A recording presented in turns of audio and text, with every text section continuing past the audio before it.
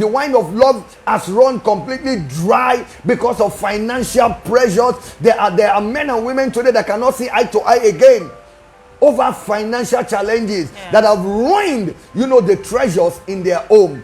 So it's important that we really press into this very deep and look at the various aspects of our financial affairs. We're going to look at different aspects of our financial affairs to really understand how we can get back our relationship and avoid unnecessary financial pressure. How we can solve the problems that are already on ground and prevent new problems from coming up for those that are yet to come into the marriage arena. That's what this is all about. So we're going to look at before, pre and post. So we're going to look at this. You see, I wrote down some things and I said this. Our marriage and relationship are conducted in a world that runs on financial economy. And one of the issues we grapple with daily is our financial issues. In marriage, we integrate different aspects of our lives into one. That's what marriage is. That's why the author of marriage, God himself, declared in Genesis 2:24. He says, can you read it for me? Genesis 2:24. Genesis 2:25 said, and this is why a man leaves his father and mother and bonds with his wife, and they become one flesh. He says, this is why a man leave his father and mother and what? Bond. So part of that bonding is financial bonding, physical bonding, emotional bonding. We bond in our vision, we bond in our goals, but we bond in our finances. So financial bonding is one of the bonds that we must form, and that is where a lot of people fail. They are not able to bond in their financial life. They bond, they communicate, but when it comes to money, they seem to hit a wall every time. Financial bonding.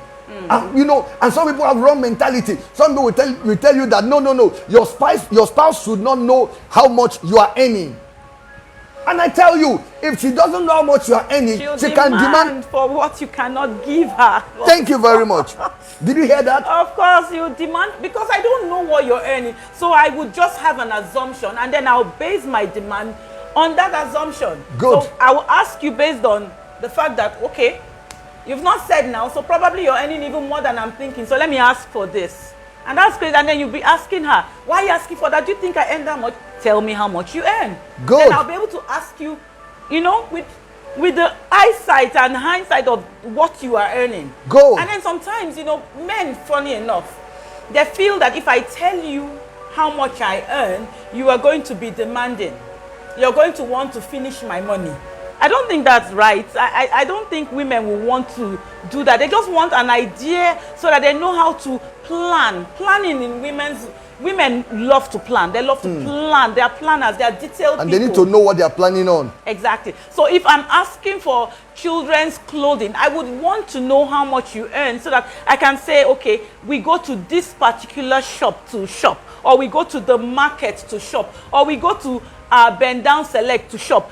I know where you are, so I will be able to place myself and not demand for more than you can give me. Wow. But men don't understand that. So some of the things that destroy our marriage financially is traditional belief. Exactly. That's why one of those traditional beliefs, your father told you that you shouldn't let any woman know what you earn, and then you pass it on, and then you even want to pass it on to your children.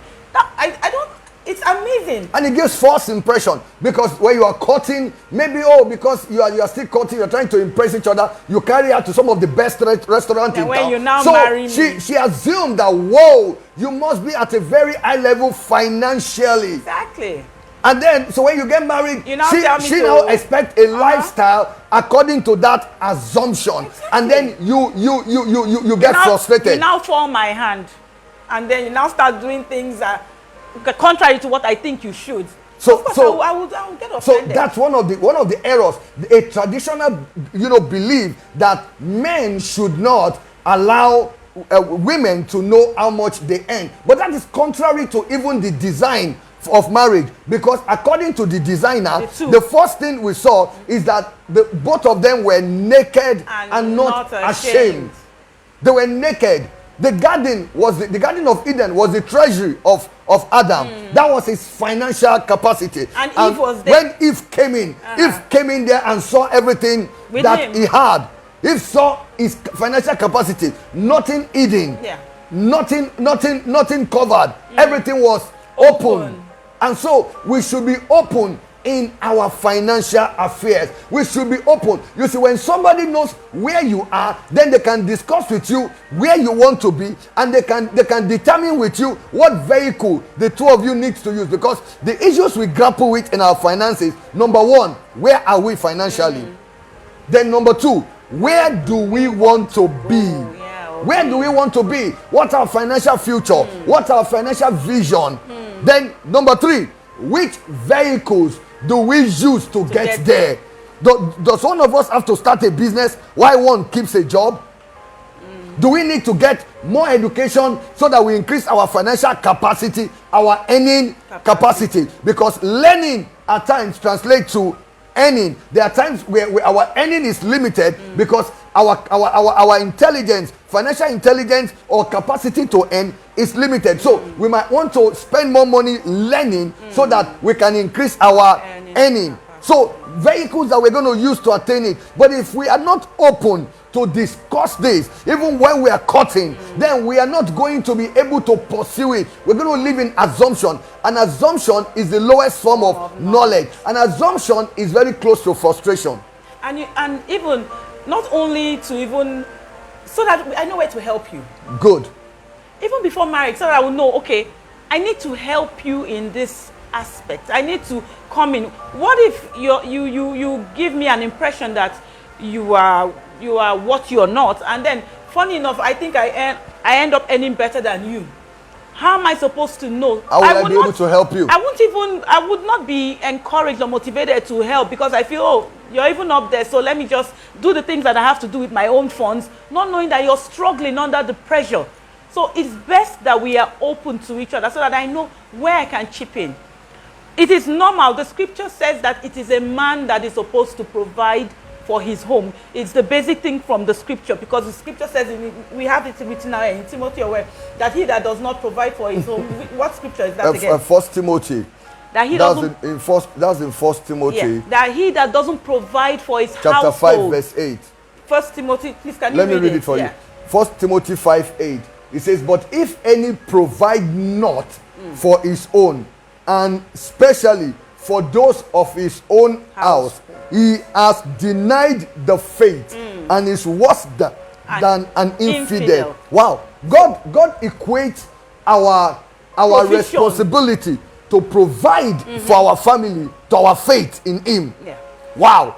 He said, listen, we can't say we have faith in God when we are irresponsible to our family. So being responsible to our family is of a high regard before God, to the point that he says, listen to me, your faith in me translates to responsibility in your family. So if you are irresponsible in your family, then you can't say you have faith with me. So God doesn't accommodate irresponsible men.